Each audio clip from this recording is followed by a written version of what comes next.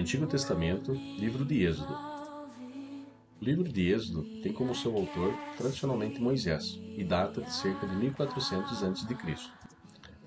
Moisés, cujo nome significa tirado das águas, é a figura central de Êxodo. Ele é o profeta hebreu que liderou os israelitas em sua saída do Egito. Êxodo é tradicionalmente atribuído a ele. 4 passagens em Êxodo dão forte apoio à autoria mosaica de pelo menos boa parte do livro. A primeira delas está no capítulo 17, versículo 14, que diz: Então disse o Senhor a Moisés: Escreve isto para memória num livro, e relata-o aos ouvidos de Josué, que eu totalmente hei de riscar a memória de Amaleque de debaixo dos céus.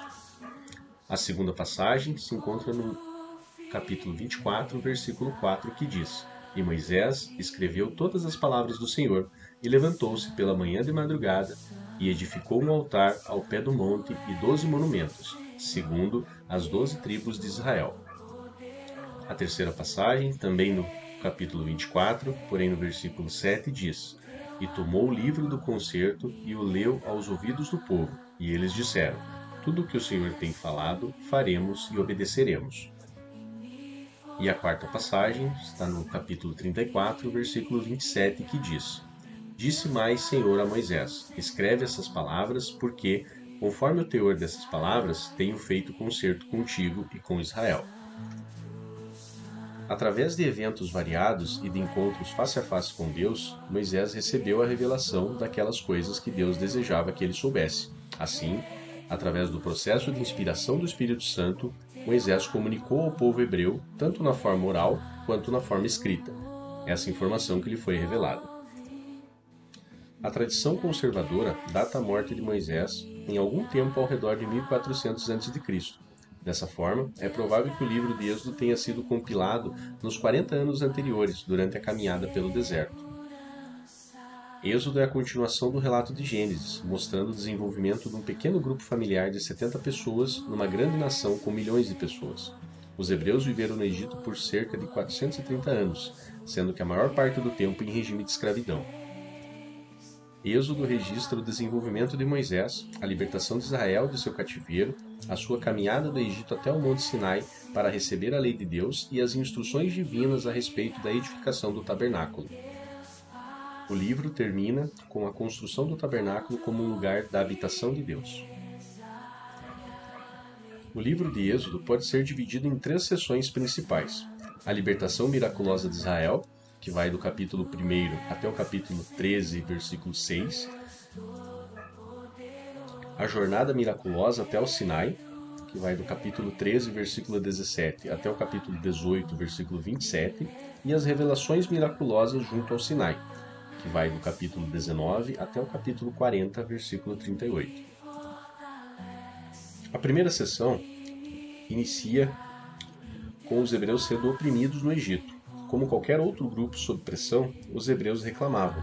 A sua reclamação chegou não somente diante dos seus opressores, mas chegou também até seu Deus. O que acontece no capítulo 2, versículos 23 e 25, que diz: E aconteceu, depois de muitos desses dias, morrendo o rei do Egito, que os filhos de Israel suspiraram por causa da servidão e clamaram. E o seu clamor subiu a Deus por causa da sua servidão. E ouviu Deus o seu gemido, e lembrou-se Deus do seu concerto com Abraão, com Isaque e com Jacó. E atentou Deus para os filhos de Israel, e conheceu-os Deus. Deus ouviu o seu clamor e colocou em ação um plano para libertá-los. Ele acompanhou essa libertação através da seleção de um profeta chamado Moisés. A libertação não ocorreu de forma instantânea, porém constituiu-se num processo. Um período considerável de tempo, e 10 pragas foram utilizadas para ganhar a libertação dos hebreus das garras do faraó. As pragas realizaram 2 coisas importantes. Primeiro, elas demonstraram a superioridade do Deus hebreu sobre os deuses egípcios. E segundo, elas trouxeram liberdade aos hebreus. A segunda seção narra a jornada milagrosa até o Sinai. 4 grandes eventos ocorrem nessa seção. Primeiro, os hebreus testemunharam o poder miraculoso e libertador de Deus. Segundo, eles experimentaram de forma direta a capacidade que Deus tem de cuidar do seu povo. Terceiro, eles receberam proteção em vista dos seus inimigos, os amalequitas. Quarto, anciãos com a tarefa de supervisão foram estabelecidos a fim de manter a paz entre o povo. Estes 4 grandes eventos ensinam um conceito importante. A mão de Deus está presente na vida do seu povo especial. Tendo testemunhado a sua presença e conhecido a forma como Deus agiu em seu benefício, eles poderiam ajustar as suas vidas ao seu jeito de ser, a fim de continuar recebendo as suas bênçãos. A última sessão enfoca as revelações miraculosas junto ao Sinai. A libertação divina da nação tem o objetivo específico de edificar um povo pactual. Essa sessão tem 3 componentes principais. Primeiro, são dados os 10 mandamentos e todas aquelas instruções que explicam em maiores detalhes como esses mandamentos devem transparecer a vida do povo em aliança com Deus.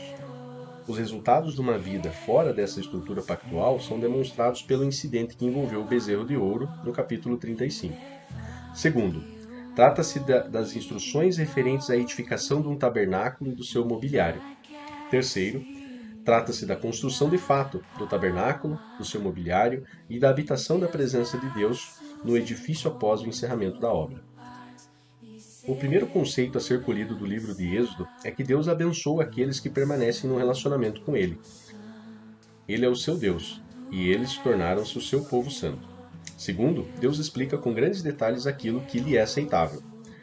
Terceiro, Deus liberta aqueles que se encontram em escravidão. A libertação pode não chegar de forma imediata, porém ela virá, para aqueles que o aguardam e preparam-se para a sua libertação. Esta libertação está fundamentada na obediência à vontade expressa de Deus e na ação de caminhar quando Ele assim o ordenasse. Os filhos de Israel tiveram que esperar até que a celebração da ceia pascal tivesse terminado e até que o anjo da morte já tivesse passado. Depois disso é que Deus lhes ordenou que fossem. Assim, nós também devemos esperar, porém, que estejamos prontos a agir quando Deus assim ordenar. Cristo é revelado de algumas formas no livro de Êxodo. Moisés é um tipo de Cristo, pois ele liberta da escravidão. Arão funciona como um tipo de Jesus, assim como o sumo sacerdote faz intercessão junto ao altar do incenso. A Páscoa indica que Jesus é o Cordeiro de Deus que foi oferecido pela nossa redenção. As passagens Eu Sou, no Evangelho de João, encontram a sua origem primeira no livro de Êxodo. João afirma que Jesus é o pão da vida. Moisés fala de 2 maneiras do pão de Deus: o maná, no capítulo 16, e os pães da proposição, no capítulo 25. João nos conta que Jesus é a luz do mundo. No tabernáculo, o candelabro serve como fonte de luz permanente. No livro de Êxodo, o óleo representa de forma simbólica o Espírito Santo. Por exemplo, o óleo da unção é um tipo de Espírito Santo, o qual é utilizado para preparar tanto os fiéis como os sacerdotes para o culto divino. O fruto do Espírito Santo está listado em Gálatas, capítulo 5, versículo 22 e 23. Uma listagem paralela também pode ser encontrada em Êxodo, capítulo 24, versículos 6 e 7, que descreve os atributos de Deus como compassivo, clemente, longânimo, bom, fiel e perdoador. As referências mais diretas ao Espírito Santo podem ser encontradas nos capítulos 31 e 35, quando os cidadãos individuais são capacitados a tornarem-se exímios artífices. Através da obra capacitadora do Espírito Santo, as habilidades naturais dessas pessoas foram enriquecidas e aumentadas a fim de que executassem as tarefas necessárias com excelência e precisão.